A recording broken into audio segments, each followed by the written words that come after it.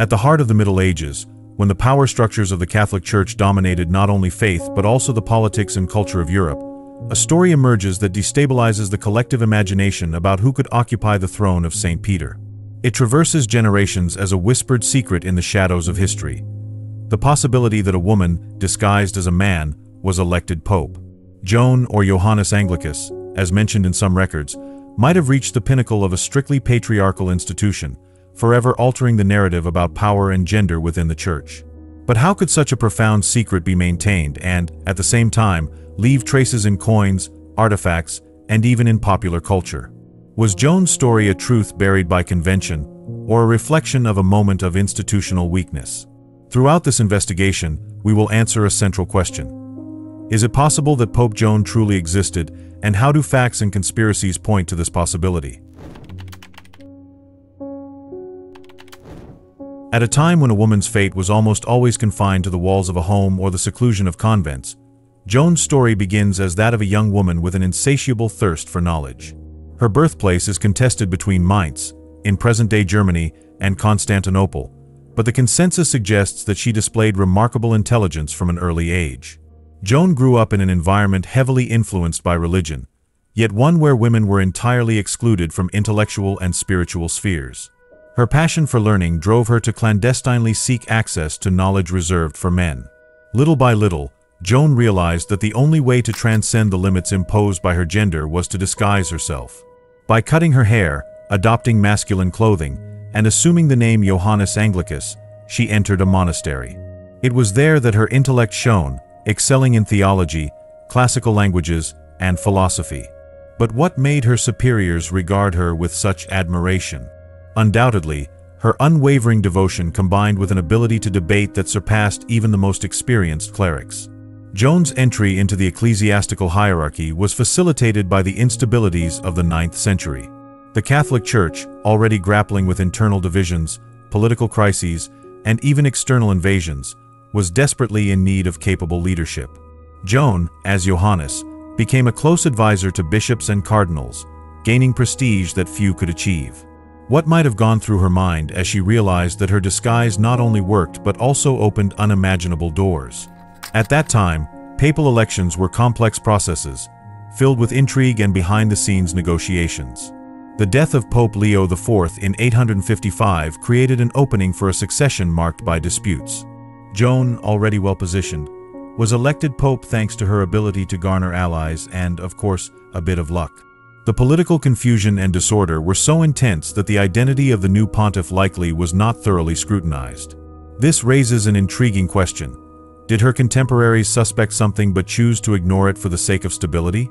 The coronation ceremony took place without incident, and Joan assumed the papal title. For chroniclers who recorded her rise, one point is clear.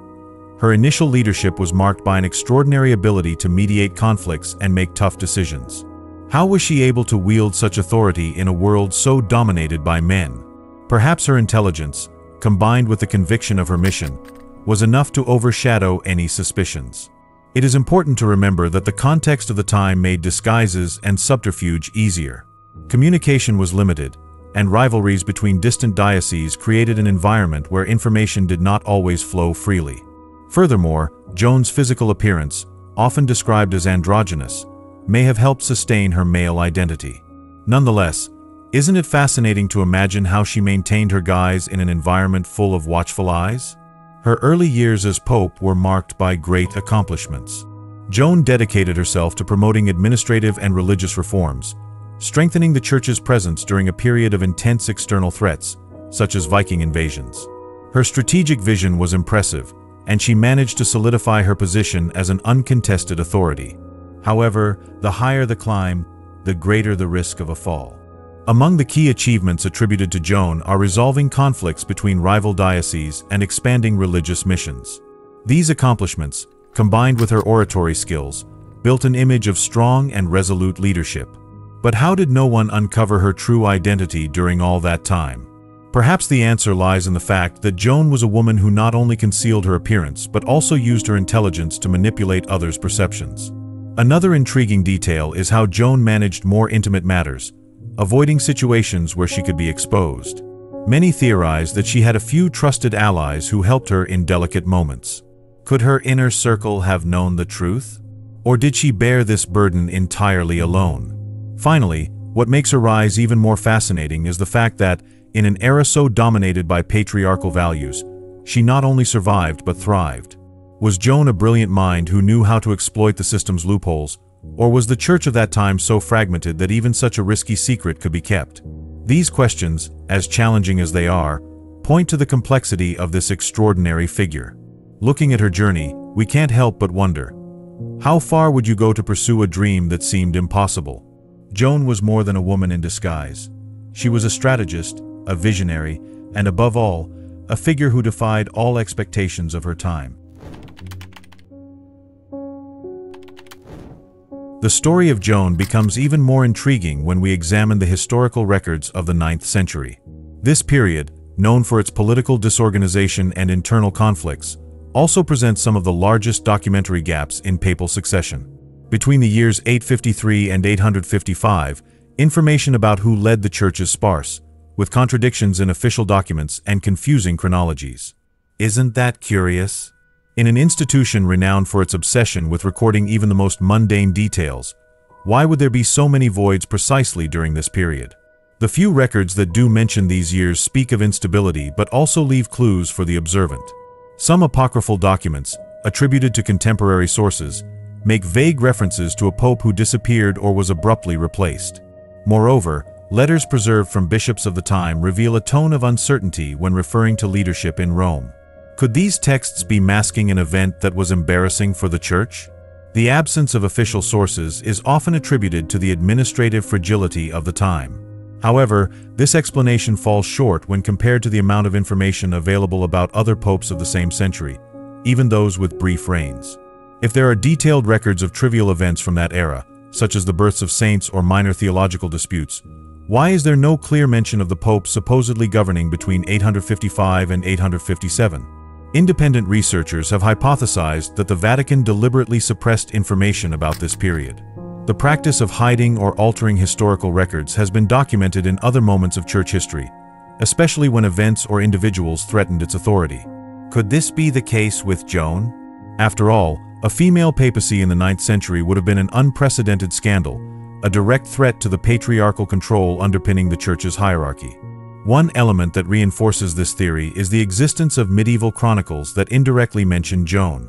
Works such as Chronica Universalis by Martin of Opava, written centuries later, tell the story of a woman who disguised herself as a man and occupied the papal throne. Although the church has labeled these narratives as fiction, why did they continue to be reproduced and, more importantly, accepted by so many chroniclers over the centuries? Another intriguing point is the lack of consensus among historians regarding the immediate successor to Leo IV. In some official lists, Pope Benedict III appears as the elected pontiff following Leo's death, but records indicate that his election was delayed due to political disputes. This time window coincides with the period when Joan is said to have assumed the papacy, according to unofficial accounts. Could this temporal gap be the evidence linking the events? Additionally, modern archaeology brings to light artifacts that reinforce suspicions of something unusual. Coins minted between 853 and 855 bear inscriptions that do not correspond to the name of any known pope. Some researchers believe these coins might be associated with Joan, particularly due to engraved symbols that suggest ambiguities about the gender of the leader depicted. Could this be a clue that the official history was carefully manipulated? When confronted with these gaps, the Vatican typically responds by vehemently denying any irregularities in papal succession. However, the silence regarding the specific inconsistencies of this period raises more questions than answers. Why does the Church, so zealous in defending its history, not strive to provide a more convincing explanation for these documentary omissions? A fascinating element that emerges from this debate is how popular accounts of Joan began to spread during a time when the Church was attempting to reaffirm its authority. Some argue that the story was used by critics of the Church to weaken its legitimacy, while others believe it was a real event suppressed to avoid even greater damage to its credibility. What seems more likely to you? An external conspiracy to defame the Church, or an internal effort to cover up the truth? The relationship between power and history becomes evident in this context. Over the centuries, powerful institutions have shaped narratives to preserve their influence. In the case of the Vatican, the suppression of information has never been an unfamiliar theme. What if Joan's story is just another example of this, like so many other instances of cover-ups documented throughout history? It is also important to remember that the collective memory of the Middle Ages was deeply influenced by oral tradition. Even if official records were erased or manipulated, Joan's story could have survived through storytellers, bards, and local chroniclers. This would explain why her figure continues to emerge in parallel accounts, even without official support. Could it be that these fragments of oral memory are more truthful than the pages of the Vatican archives? As we delve deeper into the gaps in papal records, we realize that silence can be as eloquent as the words that have survived. What exactly was the Church afraid of in allowing Joan's story to become widely known? Was it the fear of losing its authority or exposing a flaw in the system that was supposed to be infallible? These questions lead us to reflect on how much official history can be shaped by political and social agendas. Joan's case serves as a reminder that official versions of events are not always complete and that omissions can speak as much as documented accounts. In the end, the gap between facts and rumors remains one of the greatest mysteries of this period. Now, are these missing records merely a coincidence?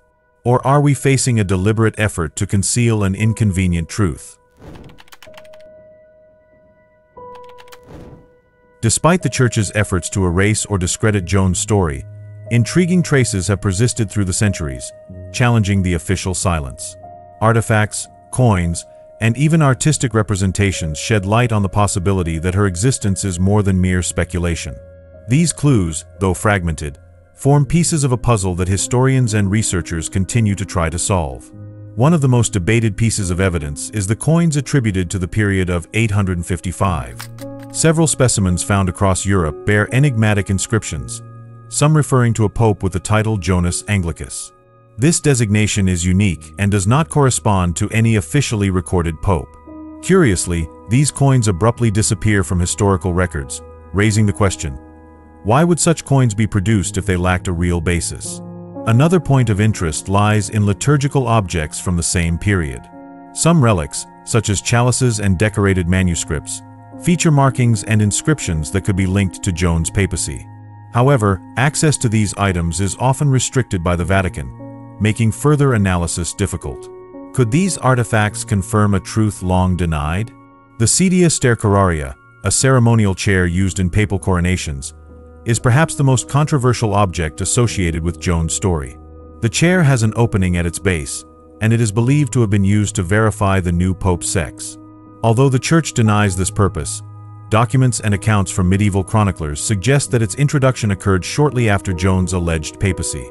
If the chair was not created for this reason, why did it emerge at precisely that historical moment?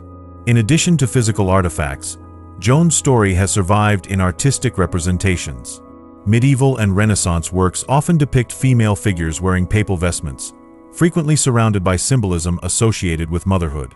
These images appear in church-stained glass, illuminated manuscripts, and even sculptures. Did the artists of the time subtly include these elements as a way to keep Joan's memory alive? One particularly notable example is the connection between Joan and the tarot card known as the High Priestess. While the origins of the tarot are obscure, many associate this card with the figure of a woman who challenged the Church's patriarchal system. The card's symbolism, blending spiritual wisdom and mystery, echoes the most striking aspects of Joan's narrative. Could this be a coincidence, or were the tarot's creators intentionally perpetuating her story? Even more intriguing is the presence of oral traditions across various parts of Europe, especially in Italy and Germany, recounting the tale of a woman who ascended to the papacy. These stories have been passed down through generations, even centuries after the supposed event. How did such narratives survive both time and official censorship? Doesn't this suggest that there is some truth behind the legend? Researchers with limited access to medieval documents report the existence of hidden or censored passages that refer to an unusual pope. These passages, often erased or replaced by later annotations, indicate an active effort to control the historical narrative. Why would the Church, which has faced numerous challenges over the centuries, go to such lengths to suppress this particular story? The role of monasteries as guardians of knowledge cannot be overlooked. Many medieval manuscripts housed in monastic libraries contain fragments mentioning a pope whose characteristics align with Joan's story. Yet, the Vatican often restricts access to these documents. Is this a coincidence, or a deliberate attempt to protect uncomfortable secrets? From an archaeological perspective, there are also sites associated with Joan's papacy. One example is the Via Sacra, the street where the procession allegedly revealed her true identity. Excavations in the area have uncovered structures and inscriptions dating from the period, but no official studies have been conducted to explore their connection to Joan. Could archaeologists uncover more clues if they were free to investigate? Another fascinating aspect is the existence of apocryphal writings, documents not recognized by the official church but widely circulated among dissident communities. Some of these texts describe a female papal figure with surprising detail, including her charisma, intelligence, and even the scandal that led to her downfall. Why would such texts exist if they were not based on at least some truth? The analysis of this evidence raises broader questions about the nature of historical memory itself. Who owns the truth? When an institution as powerful as the church controls the records, what happens to stories that contradict the official version? Joan, or her absence from historical annals, is a vivid example of how power shapes our understanding of the past. Perhaps the most unsettling detail is that, even in the face of so much circumstantial evidence, the church has never definitively addressed Joan's existence. This strategic silence is as revealing as the artifacts and documents themselves. After all, what does the Vatican have to gain or lose by admitting that a woman once sat on the throne of St. Peter? Ultimately, the physical and cultural evidence that has survived the ages testifies to the resilience of a story that refuses to be erased. Joan, though shrouded in mystery, continues to challenge patriarchal structures and inspire debates about power, truth, and gender. Will we ever uncover a definitive answer, or will Joan remain an enigma reminding us to look beyond what is presented as truth? Over the centuries, the Catholic Church has demonstrated remarkable mastery in controlling historical narratives, deciding what should be preserved and what should be erased. This narrative control has been essential in consolidating its spiritual and political authority. But what happens when a story like Joan's threatens to break through this carefully constructed facade? Joan's case is emblematic because it highlights how the Church managed reputational crises. Historically, whenever figures or events emerged that could tarnish the institution's image, the Vatican did not hesitate to take extreme measures. From destroying texts deemed heretical to rewriting official records, manipulating narratives was a common practice. Could this have been Joan's fate? A notable example of this practice is the revision of papal annals during the Renaissance. On several occasions, ecclesiastical historians were instructed to correct records that contradicted the Church's official view. The most famous case involves Martinus Polonus, a 13th-century chronicler who described Joan in his Chronicon Pontificum et Imperatorum. His accounts were later altered or discredited, yet original copies remain, suggesting that he firmly believed in the story's veracity. Another key element of the Vatican's narrative control is the use of its secret archives. Since their creation, these archives have served as repositories for sensitive documents that could compromise the Church's image. Many researchers seeking access to records related to the 9th century have been denied, with reasons cited as lack of relevance or absence of specific material. This raises a crucial question: what is still hidden in these archives? Additionally, the use of papal bulls as instruments of control is well documented. When new doctrines or rules needed to be established, decrees were issued to reinforce the Church's authority. Curiously, there are no known bulls issued during the period attributed to Joan. This absence is itself a question mark. If she did not exist, why is there such a conspicuous administrative void in this interval? The Church's narrative control also extended to suppressing dissident movements that could have fueled Joan's story. Many heretical groups, such as the Cathars and Waldensians, openly challenged papal authority and could have used Joan's story as an example of corruption or fallibility. The violent suppression of these groups suggests that the Vatican was willing to go to great lengths to protect its hegemony. Another powerful tool was sacred art. The Church commissioned works that glorified its dogmas and leaders while controlling which images could be displayed to the public. However, independent or dissident artists often inserted coded messages into their works, some of which seem to allude to Joan's story. Could these artists have been attempting to challenge the monopoly of the official narrative? The silencing of Joan's story was further reinforced by the systematic exclusion of women from positions of power. Throughout the Middle Ages, women were often portrayed as sinners or temptresses, incapable of leadership. This prejudiced view justified Joan's exclusion from official history, reinforcing the idea that her story was impossible, even as evidence suggested otherwise. An intriguing example of this exclusion is the absence of public debates about Joan until the 14th century, when her story began to reappear in critical writings. Why did it take so long for the narrative to resurface? Could the Church's effort to control historical records have been so effective that subsequent generations genuinely believed she never existed? The Vatican also employed the practice of indoctrination to shape public perception. Sermons and teachings repeatedly emphasized the idea that the Pope was chosen directly by God, making it unthinkable to question his authority. In this context, Joan's story would have been seen as a direct threat to dogma and, therefore, had to be eliminated. Yet despite all this control, Joan's story survived. This suggests that, no matter how powerful the Vatican was, some narratives were strong enough to resist censorship. Perhaps the very uniqueness of her story, a woman defying such a rigid patriarchal system, ensured its survival in popular culture. The persistence of Joan's story can also be seen as a reflection of the Church's own systemic failures. Despite its efforts, the narrative continued to emerge in various forms, such as oral accounts, apocryphal texts, and artistic references. Does this reveal a vulnerability greater than the Church would be willing to admit?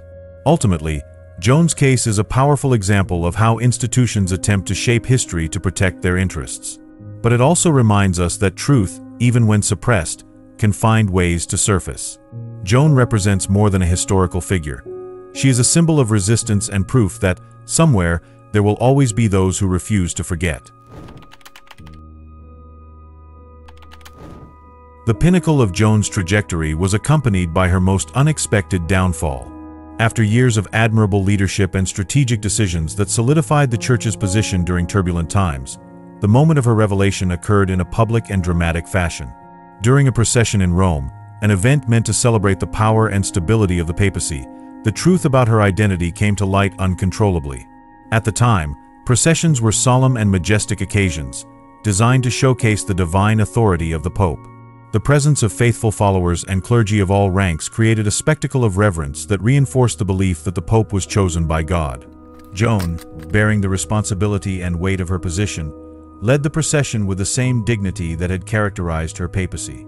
It was then that something unusual began to happen. Accounts describe Joan showing signs of physical distress, subtle at first but quickly intensifying. The crowd, unable to comprehend what was happening, watched in silence as she halted the procession. Accounts vary, but most chroniclers agree on one crucial detail. Joan went into labor in front of everyone. The impact of this moment was devastating. The figure revered as the Vicar of Christ on earth was suddenly unmasked as a woman, and not just a woman, but one giving birth. Imagine the perplexity and outrage that seized the crowd.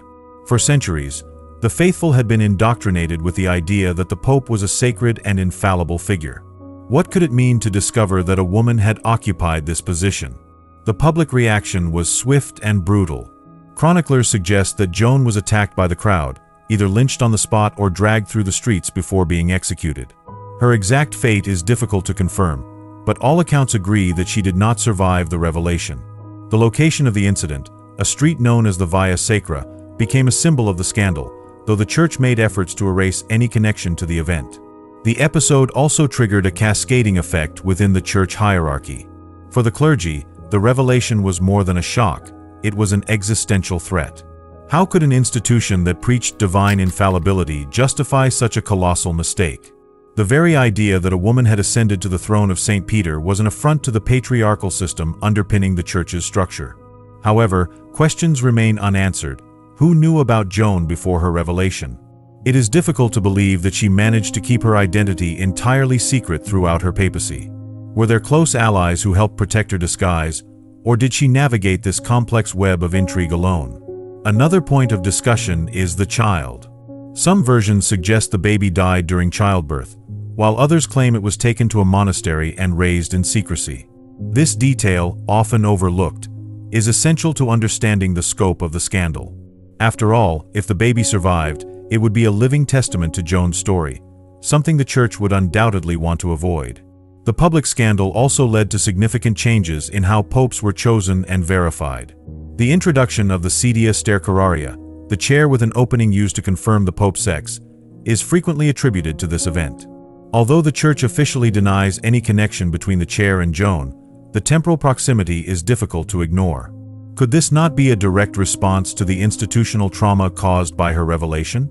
Joan's fall, though tragic, also raises questions about what she represents in a broader historical context.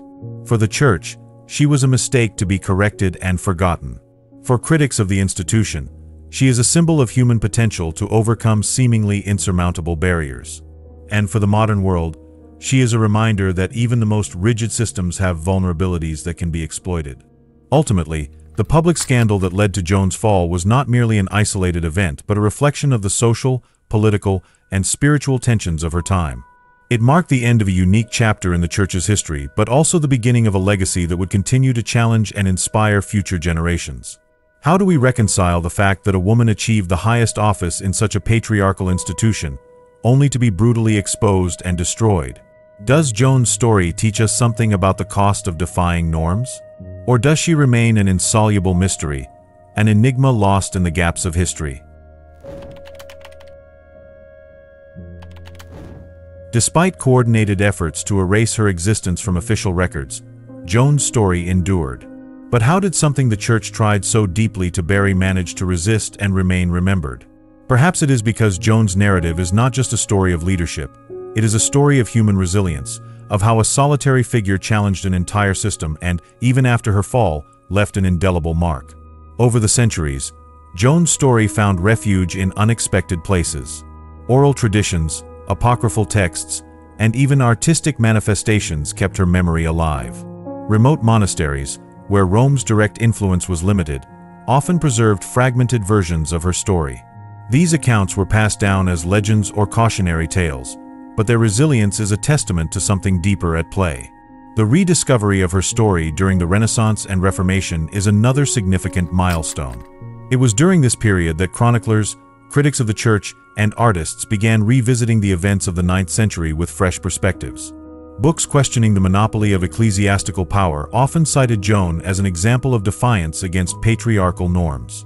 This not only revived her story but also transformed her into a symbol of resistance to institutional oppression.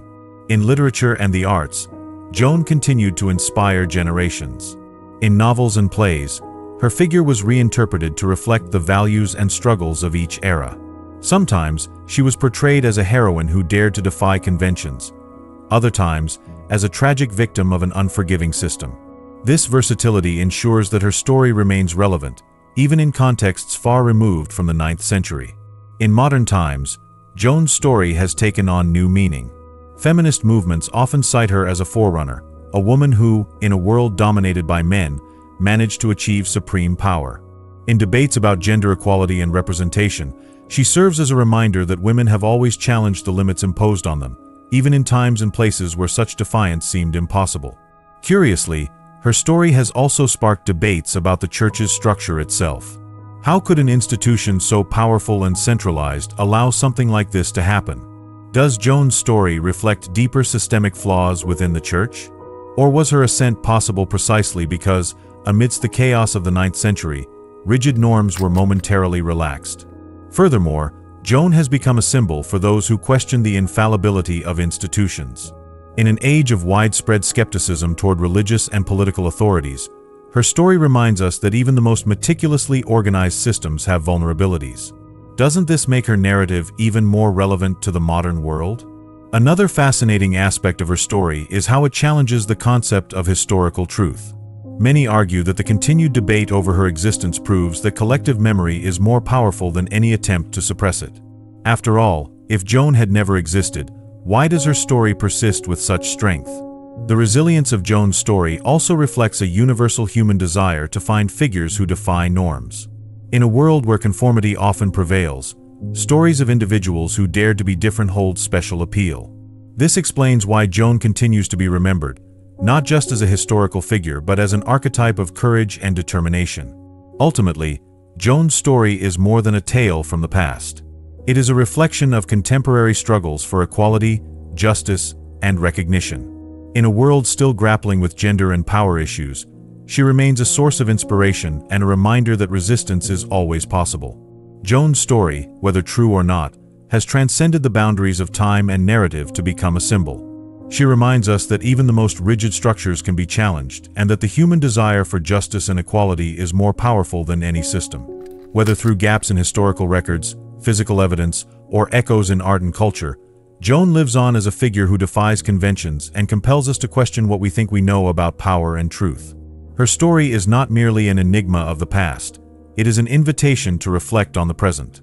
In a world where control over narratives remains contested, Joan shows us that resistance is a lasting force.